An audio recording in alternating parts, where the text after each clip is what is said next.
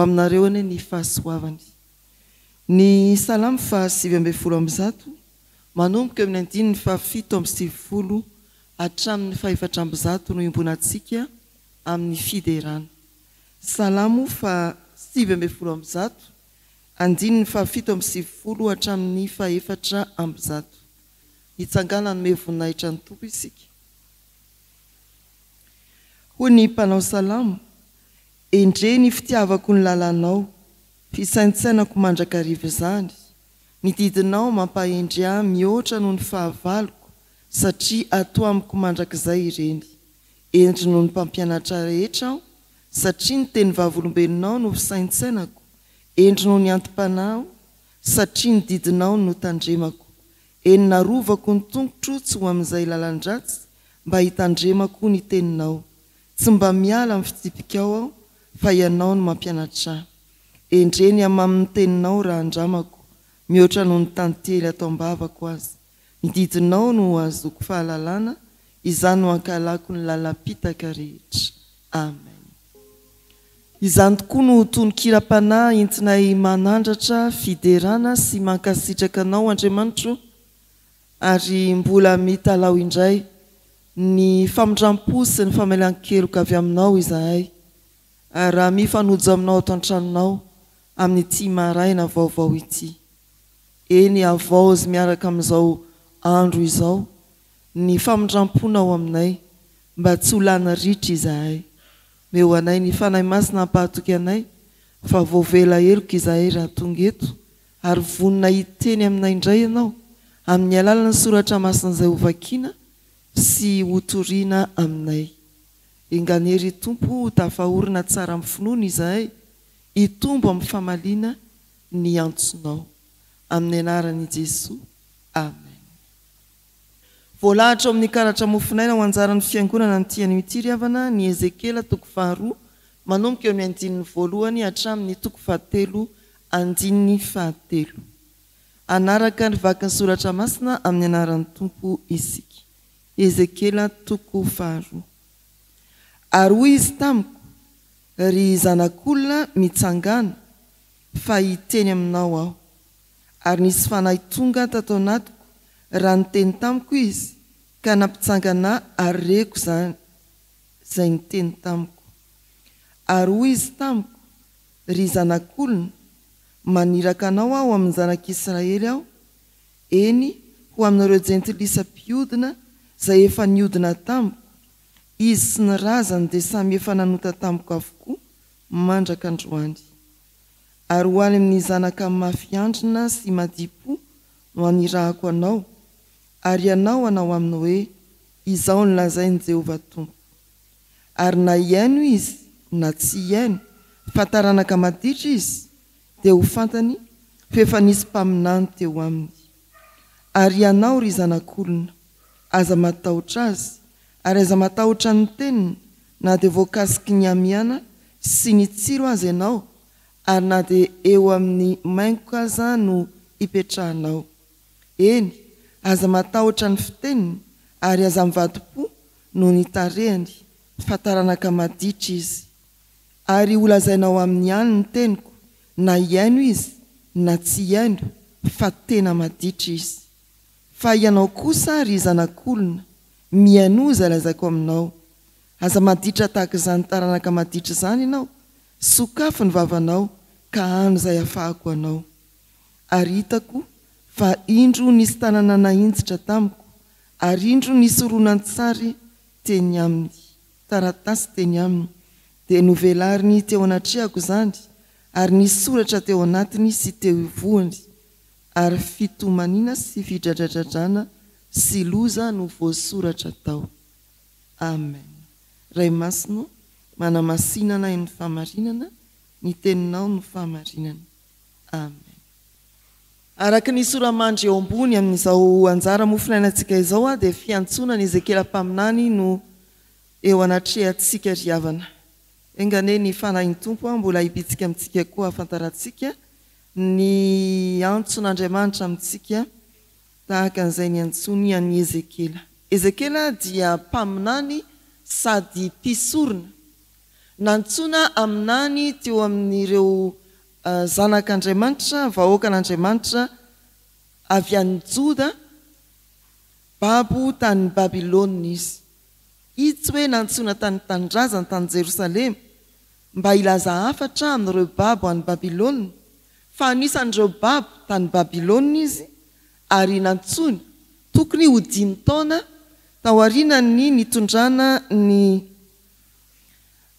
mponiny Joda ho an'ny Babilôna ho babo tany Babilôna. Ny afaran'ny faminaniny dia tokony 20 taona taorianan'izay fiantsonan'izay. Izany ry havana ditantsika ao amin'ny toko voalohany sy ny toko 720 ny fanomboana sy ny fiafaran'ny faminan'ny Ezekela. Ny vahoakan'Israely tamin'izany araka ny voalaza teo dia babo tany Babilôna. Fiainam-pahababoana raha mamaky ny toko 720 isika dia misy filazana hoe niepaka ny sorony ary sola ny lohan'izy ireo no ny fahababoana mafy izay nampanaovina azy tany Babilôna. Niaritra ny mafy, kivy, tsy nanana fanantenana ary izay indrindra no nananganan'Andriamanitra ny mpaminany Ezekela. Ny hevitry ny anarana hoe Ezekela dia ny hoe Andriamanitra no mampahery na Andriamanitra no mampatanjaka. Ao anatin'ny efa hoe fahosana tanteraka ny vahoakan'Andriamanitra no mampijoro an'i Ezekela mba hanatanjaka sy hampahery Andriamanitra. Milaza zany fa tsy hoe adinon'Andriamanitra akory ny vahoakany raha mijaly. Izany raha teo ny foto-kevitra atao am-bokin'i Ezekela, ny fanatrehan'Andriamanitra mbola mitoetra mandrakariva iantsona ny vahoaka mijaly mba tsy raviravin-tanana fa mbola hanana fanantenana trano.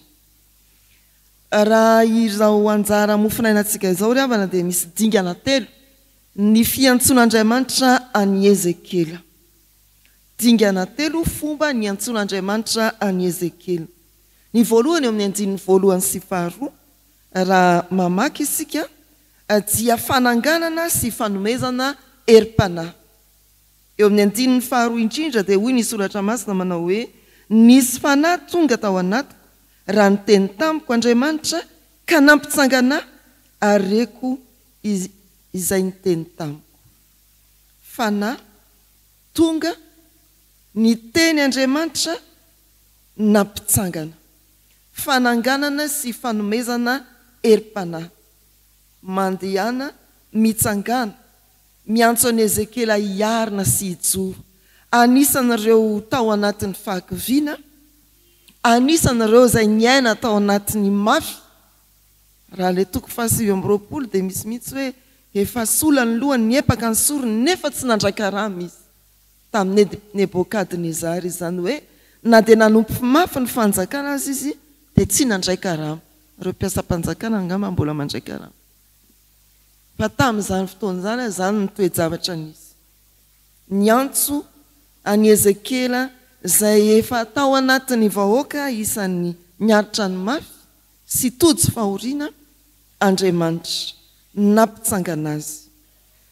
Tsy hoe asain'Andriamanitra mitsangana izy dia eo mangozozo eo fa tena omen'Andriamanitra hery ahafahana mijoro ao anatin'izany zavatra mafy tsy maintsy aretana izany. Ny dingana faharoa dia ny fampafantarana ny tarehin'ny asa iantsona. Rehefa namaky isika dia miverimberina ao ny hoe madipo. Tena nirahana amin'ny zavatra mafy, amin'ny filazana hafatra amin'ny olona tsy te andre ny mpaminany Ezekela. Ezekela nampitondraina hafatra amin'ny olona efa tsy te halalan'Andriamanitra intsony, amin'ny olona efa mamoy fo mieritreritra ny tsy fisian'Andriamanitra intsony, amin'ny olona efa tsy te handre, tsy te hivavaka. Izany eo amin'ny andininy 7 hatramin'ny 7. Tena tsy manafin'Andriamanitra fa mafy eo anatrehan'ny jentilisa izay manota mandrakariva miodina amin'Andriamanitra mandrakariva ary indrindra eo amin'ny vahoaka an'Andriamanitra izay madipono anirahako anao hoy ny to izany ilay tarehana asan'ny mpaminany Ezekela manambara ny marina amin'ny olona antsony Andriamanitra fa tsy manafiny hoe sao dia tsy mandeha io raha vao sarotra ny lazaiko tena abaribarin'Andriamanitra mihitsy fa tsy mora ny asanao ry mpaminany Ezekela irahana amin'ny olona sarotiny sy te hiaino ianao verimberina koa ny hoe mitenena ihany aza matahotra na hipetraka eo amin'ny maingo aza ianao na inona koa voankazo ny amiana sy ny tsilo aza ianao izany amin'izany dia karazana tsilo misy pozina antsika izay mpiseraserana anaty ala fa tsy maninona izany andao foana izay ilay fahampamantarana ny asa aroso eo anoloan'ny asa sarotra ny mpaminany ary tsy nanafina an'izany Andriamanitra ny fahatelo dia fanomezana ny tenin'Andriamanitra ho an'ny mpaminany Ezekela ny toko 2:9 hatramin'ny toko 7:1. Voalaza ny soratra masinao fa misy oronam-boky feno fisaonana fidradradradrana sy fanaintainana eo amin'ny toko 7:7 indrindra izany no ambaran'ny soratra masina hano io oronam-boky io ho ny filazan'ny soratra masina izany no fiantsoana riavana ny tompo raha manome hafatra ho an'ny mpaminany dia manome izany ambongadina mba ho hanina sy hiveloma ny mpaminany napetrany teo ambavako fotsiny fanasainy no haniko izany riavana ny mpaminany tsy hoe milaza fotsiny izy fa izy mihitsy no efa mitsakotsako izy mihitsy no efa mihinana ka miverina amin'ny hafatra izay entiny tsy misy mpaminany na mpitory teny amin'izao vanim-potoana sarotra iainantsika eto Madagasikara izao ka ilaza hoe manantena ihany fa mbola hiratra i Madagasikara tsy misy mpaminany ilaza hoe mbola azo antenaina ny androtsony Madagasikara satria anaty farangososina tsy maintsy mandroso izy kanefa ao anatiny ao kivy kanefa izy azy miravoravo tanana tsy te hanambara izany intsony tsia mivelona amin'ny hafatra izay ambarany ny mpaminany ary mpaminany manantena no irahan'Andriamanitra eo anivon'ny firenena misy atsika eto amin'izao tontolo izao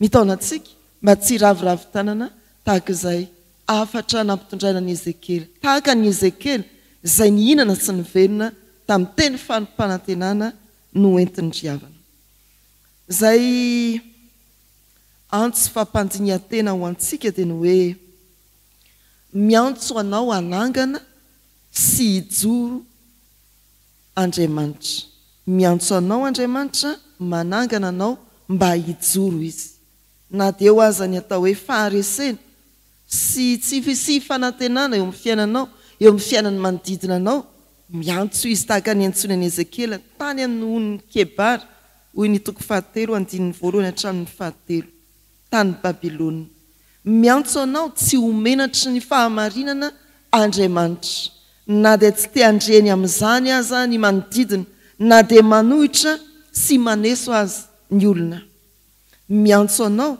hivelona amin'ny tenin'Andriamanitra hihinana izany hitsakotsako izany ary tsy hoe voky dia ndeha atory fa rehefa nohaninao ny tenin'Andriamanitra mba zara ao amin'ny hafa azahoany aina sy fanantenana koa move efa nandreny antson'Andriamanitra tahaka ny Ezekela ianao atsangany ajorony tsy homenatry ny fahamarinana ary mitsakotsako ny tenin'Andriamanitra ahoana ny fomba anehoanao fahavononana hijoro amin'ny olona manodidina anao izay mety manohitra maneso ary manaraby ianao mbola mamy ho anao toy ny tantely ve ny tenin'Andriamanitra araka ny tenin'ny Ezekela sy araka ny tenin'ny mpanao salamo izay novakiana tany am-piandohana sa mety hoe everinao toy ny fanafody lany daty fampiasan'ny dokotera ka mety hopoizina ho anao.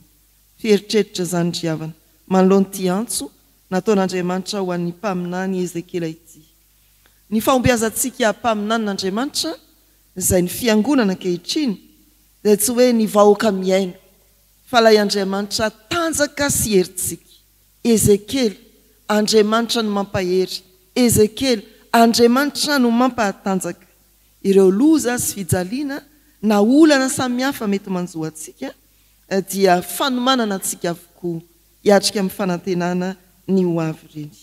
Aoko isika tsy ho mpandray hafatra fotsiny na ho mpihaino manadino fa tena ho mpihinana, ho mpitsakotsako ary ho mpizara izany hafatra izany. Amen. Hivavaka isika ry havana. Andriamanitra misaotra anao izahay. Misaotra anao lay tompon'ny fiantsona fa noho ny teninao masina izay manavao anay isan'andro dia mamelombelona ny fiantsonana indray ianao. Misaotra fa ianao no mbola miantso sy manangana anay ho vavolombelona na dia ao anatin'ny toedrara sarotra sy feno fanoherana azy izahay. Meo anay fanahy vonona sy fomanaiky, hihinana sy hiverina amin'ny teninao. Ho an'ny olona araka ny sokady sarangany avy dia tsarovy ny zaza sy ny tanora, ny ray aman-dreny, ireo manam-pahaizana sy mpiasa andavanandro, ireo mahantra sy manan-karena, samy mila anao zahay, ka engany ho tsapanay fa ianao ny fototry ny fiainanay, ianao irery no mahatanteraka ny mombanay. Mivavaka aminao izay ho an'ireo tojo fahasoavana manokana, misaotra anao no ny fahasitranan'ireo narary, no ny fahitan'asan'ireo nitady asa, no ny fihavanan'ireo fianakaviana tratry ny fisarasarahana. Misaotra anao no ireo afaka niotra ny fizedrana sy ny fitsapana. Tompo aza velana dino ny anavao fanoloran-tena ho anao izy ireny.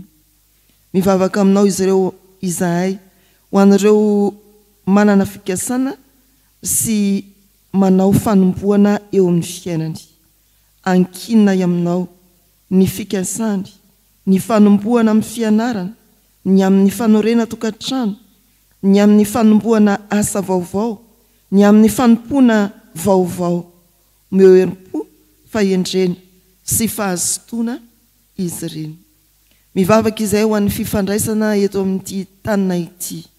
Ampihavano ny mpiray firenena ary aseho ny fahendrenao amin'ireo mpitondra sy amin'ny vahoaka tsy ankanavaka. Aoka anjakan'ny rariny sy ny hitsiny eto amin'ity tanina ity. Mivavaka izay ho an'ny fijoroana vavolombelon'ny fiangonanao maneran-tany mba ho sira sy fahazavana ny fiangonana naiza amin'ny alalan'ny finoana sy ny fitiavana. Ary ho vindrindra ny fiangonan'i Jesosy Kristy eto Madagasikara hatrany ampitan-dranomasina, ny mpitondra rehetra na mpitondra fivavahana na laika manomboka amin'ny foloa sy ny birao foibe, ny mpiandraikitra foibe, ny président synodal sy ny branche-dapartany makany amin'ny komite lehibe, hatrany amin'ny mpiara-mivavaka isampitandremana any amin'ny sekoly alahady sy ireo madinika ao. Tompo taio izahay mba ho toa ny Ezekela, anjary mpandray sy mpihinana ary mpampita amin'ny kafanampo ny teninao. Rainay izay ny an-danitra, ho amasinina ane ny anaranao, ho tonga ane ny fanjakanao, atao ane ny sitraponao ety an-tany ho taky ny an-danitra. Meo anay an'io ny anina sahaza ao anay, ary mamelany elokay tahaky ny namelanay izay meloka taminay. Aza mitondra anay mifakapanahy, manafahanay miratsy, anao ny fanjakana sy ny hery ary ny voninahitra mandrakizay. Amen. Raisoary ny tsodrano izay tononona amin'ny anaran'ny Tompo. Aza matahotra anao famombanao ao, ary aza merikerika foana fa izao no Andriamanitra ao, mampahery anao sady mamonjy anao. Amen.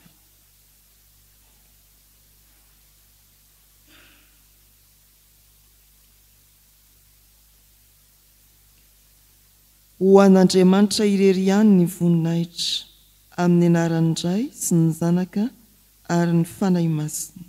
Amen.